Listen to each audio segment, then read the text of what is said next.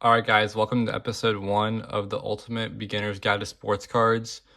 This series is going to be all about just getting started in sports cards, my experiences, my recommendations, and how I go about things now that I've learned a little bit over the past year of really kind of going hard in sports cards, and I'm starting to ramping up my buying and selling in these past few months. So I just wanted to share and make a quick little series about everything that I've learned so I can help new collectors and flippers. So this episode is going to be more about where to buy sports cards.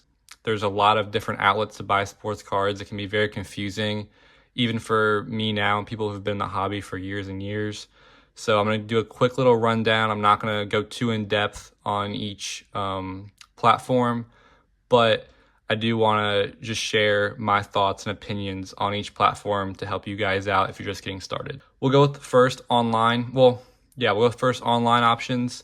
So the biggest one is eBay, and that's going to be your best bet in my opinion right off the bat. So if you guys get one thing from this video, online, eBay is the best bet. Now I do think in person can be better overall, but if you're going to pick one platform online, it's eBay. That's because there's the most amount of cards on eBay. You're going to find literally anything. Like, for example, this Jalen Coker out of 15 glitter. This is from my PC. This card I'm most likely not going to find in person anywhere, and it's going to be hard to find it on other online platforms. So finding this kind of stuff on eBay is just a lot easier for the most part. Not saying you can't find rare stuff on other platforms, but eBay is by far and away the best place to find cards like this. Also, there's the most amount of comps on eBay. Comps means like kind of comparisons. So when you're buying cards and you're checking how much recent sales have been, that's where you're going to want to find a lot of your comps on eBay. The downsides, though, obviously you're going to be paying taxes and shipping for the most part, and that can kind of eat into your profits or how much you're paying for your sports cards. But overall, eBay is great. There's buyer protection. There's a lot of sports cards on there you can buy from consignment too. Like I bought this Jalen Wells from PSA, stacked it with a few other cards. I think I might have, I don't have any other consignment cards with me, I don't think. But for the most part, or maybe it's Rob Dillingham actually. Yeah, I got this on consignment. Zachary Richeche consignment. So when you stack these cards on platforms like DC780 Sports and MC Sports Cards, when you're bidding on these consignment websites or shops on eBay, and you're stacking up, multiple cards, you can save on shipping, which is huge. So highly recommend eBay. We'll get into ComC as well. ComC, I'll go over this one quickly. Not very well. It's well known. They also sell on eBay on the seller's behalf, but it's an app and a website. And basically, you don't have to pay shipping or tax. You add a credit to your ComC account, and you can just continuously flip cards on there without having to even touch the card. They all store it at their warehouse.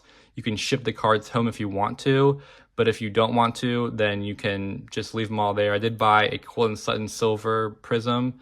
Not this exact one. I bought this one on eBay, but I did buy this one on ComC as well. I bought two of them actually. So have two stored in ComC, and just a cool little place where you can flip cards pretty quickly, sit on cards, invest, and they all keep track of your profits and how much you bought stuff for, sold it for, what dates you bought it and sold it for, and everything. So highly recommend ComC. Next up, we're gonna go Whatnot.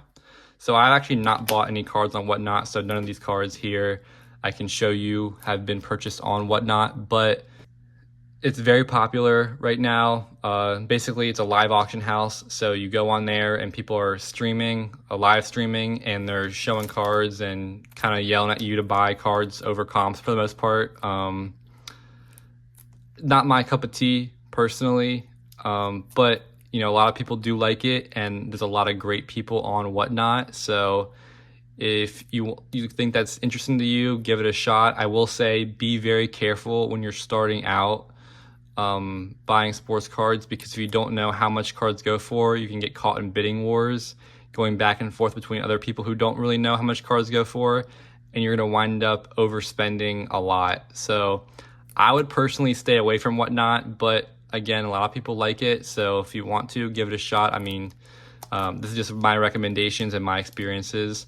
Also, another downside of Whatnot is that you're kind of at the mercy of what people are selling and what people are posting or, streaming with.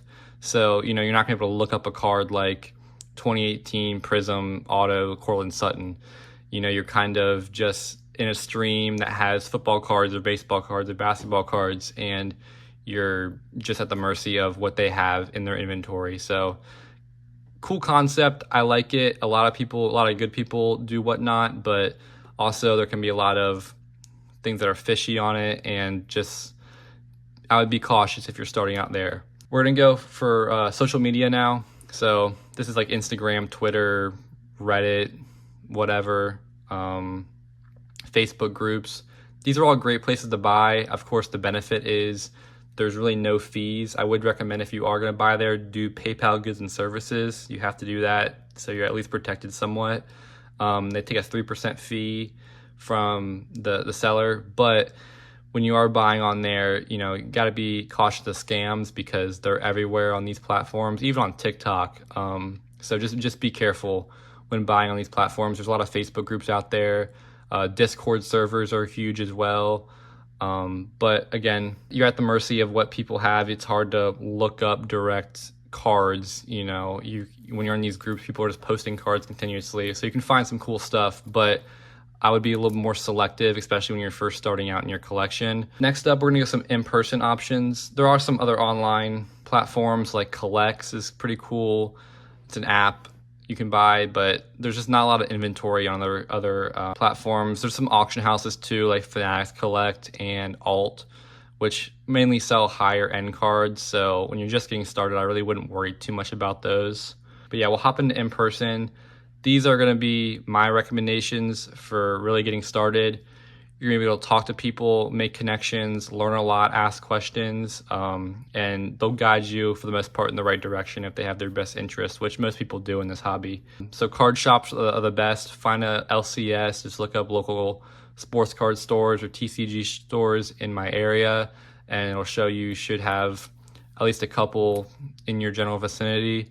So I have like 3 around me, 3 or 4, and they're all very good. And I go to one mainly, and just super helpful.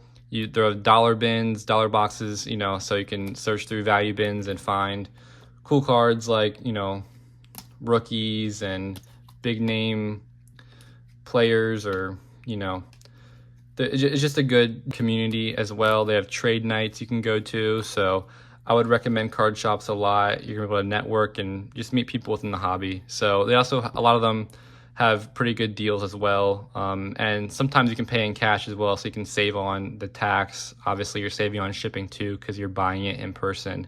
Next up, card shows. These are another thing that's great. Go out there, go to a local card show in your area. A lot of times they happen on Saturdays. There's the National going on right now, which might be pretty overwhelming for new collectors. It'd be even overwhelming for me, and I've been in this hobby for a year now, really seriously, and I've been collecting for a long time. So I wouldn't recommend going to a huge card show at first, but gradually work your way up there and go to some smaller ones, and meet some people within the hobby and find some good deals. Again, search those value boxes, dollar boxes. Those are gonna be your best friend when you're starting out for sure. Last thing, retail stores. When you're buying boxes like this, I'm not even planning on opening this. I'm going to save it and hold it more as an investment piece, but I would just stay away. If you're going to open anything, make sure it's licensed, in my opinion. I mean, you can get away with like a Leaf or something like that if you're kind of in that college football niche where they don't have autos in licensed products. But for the most part, if you're opening a licensed product, stick to Prism, stick to Optic, Select, some of those higher end products. Stay away from your Score or your Don Russ. Sure, you can get big hits in those, but for the most part, you're really not going to get much. But I would just stay away from opening packs in general. So when you're at Target, Walmart, take a quick peek in the card aisle, but mainly those are going to be your best friends for supplies, top loaders and sleeves and that kind of stuff if you don't have an LCS in your area. So I would stay away from that. And that's really my suggestions right now. There goes my Jalen Coker out of 15. Unfortunately, that fell. But anyway, guys, yeah, so those are my suggestions. I think we went over a good bit of information there. Hopefully you guys enjoyed and learned something. If you had any other questions, just let me know in the comments. And next episode, I think we're going to go into what kind of cards to buy. So that kind of goes more into that Panini, Prism, Select, Optic, and then Topps Chrome for baseball.